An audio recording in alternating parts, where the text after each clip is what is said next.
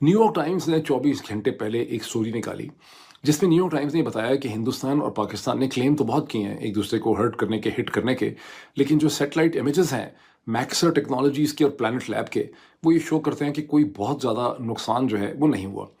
और पाकिस्तान ने जो मिसाइल हमले किए हैं उससे तो हिंदुस्तान को कुछ भी नहीं हुआ। यानी हिंदुस्तान ने जो मिसाइल स्ट्राइक्स की हैं पाकिस्तान के अंदर, दो तीन किस्म के उन्होंने मिसाइल्स यूज़ किए। आपको पता है पहले उन्होंने मेरा ख्याल स्कैल्प यूज़ किए जो फ्रेंच टाइप के थे, जो एयर टू ग्राउंड थे, जिसमें उन्होंने 24 मुकामात को हिट किया आज़ाद कश्मीर में, पाकिस्तान में, बहावलपुर के अंदर, मुरीदके में। और वो सारे जो हैं जिन जिन बिल्डिंग्स पे उनको जाके लगना था, स्कैल्प एक्यूरेटली जाके उन्होंने हिट किया और हम कुछ भी नहीं रोक सके। उसके बाद उन्होंने ब्राह्मोस यूज़ किए जो रशियन और इंडियन ताउन से इश्तराक से बने हैं, और उन्होंने जहाँ जहाँ वो मारना चाहते थे खासा प्रिसाइजली उन्होंने हिट किया। और पाकिस्तान ने किसी किस्म के सैटेलाइट इमेजेस नहीं दिखाए, जबकि हिंदुस्तान की आर्मी एयरफोर्स वगैरह ने अपनी ब्रीफिंग्स में वो सैटेलाइट इमेजेस दिखाए। बहरहाल New York times did not rely upon दो सैटेलाइट इमेजेस। उन्होंने अपने सैटेलाइट इमेजेस लेके अपनी स्टोरी में दिखाए हैं और वो मैंने देखे हैं बहुत गौर से। और सैटेलाइट इमेज दिखाते हैं कि बुल्हारी जो है, जहाँ F-16 होते हैं, जो कराची से कहते हैं कि 100 किलोमीटर 100 मील दूर है, वहाँ पर उन्होंने जिस हैंगर को निशाना बनाया, उन्होंने पहले का इमेज दिखाया है, हमले से पहले का और हमले के बाद का, और वो हैंगर का एक हिस्सा जो है बिल्कुल तबाह हो गया है। इसी तरह से उन्होंने नूर खान एयरबेस के ऊपर जो हमले हुए हैं वहाँ पे भी दिखाया उन्होंने कि बिल्डिंग कैसे डैमेज हुई है।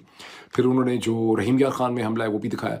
तो जहाँ जहाँ उन्होंने 3 या 4 इमेजेस उन्होंने दिखाए हैं जहाँ रनवेज जो हैं वो इंटरप्ट हो गई हैं, जबकि पाकिस्तान साइड से ना तो कोई दिखाए गए हैं सैटेलाइट इमेजेस। और फिर उन्होंने उधमपुर के एयरपोर्ट पर, जहाँ पाकिस्तान ने कहा कि हमने सब कुछ डिस्ट्रॉय कर दिया है, सारे नाकारा बना दिए हैं, ये हमारी स्टेटमेंट थी, मैं भी दोहराता रहा हूँ पाकिस्तान के पीछे पीछे, वो उन्होंने दिखाया कि उधम एयरपोर्ट के पहले के इमेज और बाद के इमेज हैं 12-13 मई के, और उधम एयरपोर्ट को किसी किस्म का कोई नुकसान उसके रनवे को नहीं पहुंचा। अब इसका क्या मतलब है? इसका मतलब है कि पाकिस्तान ने जो मिसाइल मारे हैं उनका इम्पैक्ट नहीं हुआ, वो एक्यूरेट भी नहीं होंगे, और ये कंप्लेन पहले भी थी कि मिसाइल हमारे एक्यूरेट नहीं है, तो उससे कोई खास नुकसान नहीं हुआ। अब ये वो बेसिकली सच है जिसको बोलने पे यहाँ पे हमारे यहाँ पर साइबर क्राइम के इल्ज़ाम जो है लग जाते हैं। इसकी बॉटम लाइन क्या है सारे एनालिसिस? इसकी बॉटम लाइन ये है कि हमें अमेरिका ने ये सीज़ फायर करके दिलाया है, हिंदुस्तान को उन्होंने धमकी लगाई है, हमने धमकी उनको कन्वे कर दी। जब हमने नेशनल कमांड अथॉरिटी की मीटिंग बुलाई, हमने उनको कन्वे भी कर दिया होगा कि जनाब हम तो सारे बड़े सख्त अंडर प्रेशर हैं, हम न्यूक्लियर हो जाएंगे, क्योंकि हम डिनाई कर रहे हैं, लेकिन हमने ऐसा, लेकिन नज़र यही आ रहा है।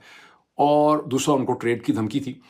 और यही वजह है कि हिंदुस्तान के अंदर बहुत ज़्यादा तन बदन में गुस्सा पाया जाता है। उनको लगता ये है, और वो नरेंद्र मोदी पे गुस्सा निकल रहा है, और ट्रंप के खिलाफ भी बहुत ज़्यादा गुस्सा निकल रहा है, ट्रंप की बड़ी गाली गलौज हो रही है हिंदुस्तान, बिकॉज उनको लगता ये है कि अगर हमें ना रोका जाता, 2 दिन 3 दिन हम और इसी किस्म की स्ट्राइक्स जारी रखते, तो हम पाकिस्तान का दिमाग जो है सीधा कर देते पाकिस्तान की मिलिट्री का। दिस इज़ व्हाट, अगर आप पढ़ें हिंदुस्तान के अखबार, आई डोंट नो पाकिस्तान के अंदर हिंदुस्तान के अखबार पढ़ने मुमकिन है, उनके ट्वीट तो आप देख सकते होंगे, तो आपको उनके ठीक ठाक आइडिया जो है उनका मिलता है। फॉरन ब्रह्मा चलानी उनके एक स्ट्रेटिजिक एनालिस्ट हैं, एक थिंक टैंकर हैं, जिनका आइडिया यह है कि या तो नरेंद्र मोदी को ये जंग नहीं करनी चाहिए थी और चीज़ों से डील करना चाहिए था, और अगर जंग की थी तो फिर इसको अपनी लॉजिक पे, अपनी टाइमिंग पे इसको ख़त्म करना चाहिए था। कि जो डोनाल्ड ट्रंप के प्रेशर में आके सीज़ फायर किया है, इससे हिंदुस्तान की साख को और उसके इम्पैक्ट को बहुत ज़्यादा नुकसान हुआ है। और अगर ये 24 अगर और 48 घंटे में, खुद भी इसको मैं देख रहा हूँ कि अगर ये जिस किस्म की एक्यूरेट स्ट्राइक्स उन्होंने की हैं हमारे एयर स्ट्रिप्स पे, अगर 48 घंटे तक और वो ये स्ट्राइक्स हर 6-6 8-8 घंटे के बाद करते रहते, तो बहुत कम हमारे पास ऐसे रनवेज रह जाते। और फिर ठीक है कि रनवेज को आप जल्दी रिपेयर भी कर लेते हैं, लेकिन हमारे लिए ठीक ठाक क्राइसिस खड़ा हो जाना था। और फिर हमने देखा कि हम प्रैक्टिस कर रहे थे कि हम मोटरवे से भी इस्लामाबाद लाहौर के दरमियान उड़ा सकते हैं, शायद पेशावर इस्लामाबाद को भी इस्तेमाल कर सकते होते, लेकिन तो क्या इंडिया के ब्राह्मोस मिसाइल्स जो हैं वो हमारी मोटरवेज पे भी जगह जगह शगाफ नहीं डाल सकते थे।